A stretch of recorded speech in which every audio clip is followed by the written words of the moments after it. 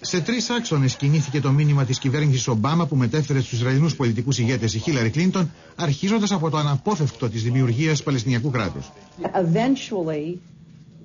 The inevitability of working toward a two-state solution seems inescapable. Στις συνομιλίες της με τον απερχόμενο πρωθυπουργό Ολμέρτ, τον επικρατέστερο διάδοχό του Νετανιάχου αλλά και την υπουργό εξωτερικών Λίβνη, η Χίλαρη Κλίντον αναφέρθηκε στις επαφές Αμερικανών απεσταλμένων στη Συρία, η οποία βρισκόταν επί Μπούς στο λεγόμενο άξονα του κακού. Δημοσίως, η Χίλαρη φάνηκε να καθησυχάζει τους Ισραηλινούς για το άνοιγμα στη Συρία. We don't engage in discussions for the sake of having a conversation. There has to be a purpose to them. There has to be some perceived benefit accruing to the United States and our allies and our shared values.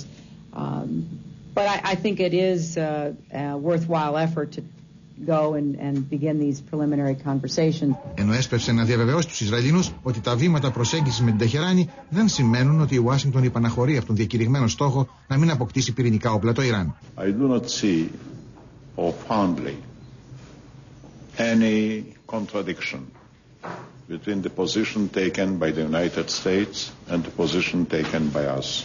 Our aims are the same, our values are the same. Η Αμερικανίδα υπουργός θα μεταβεί αύριο στη Ραμάλα για συνομιλίες με τον Παλαιστίνιο πρόεδρο Αμπάς. Ανοιχτό παραμένει το ζήτημα πώς θα ενισχυθούν με τη διεθνή βοήθεια οι Παλαιστίνοι στην ισοπεδωμένη από τους Ισραηλινούς βομβαρδισμούς Γάζα που ελέγχεται από τη Χαμάς.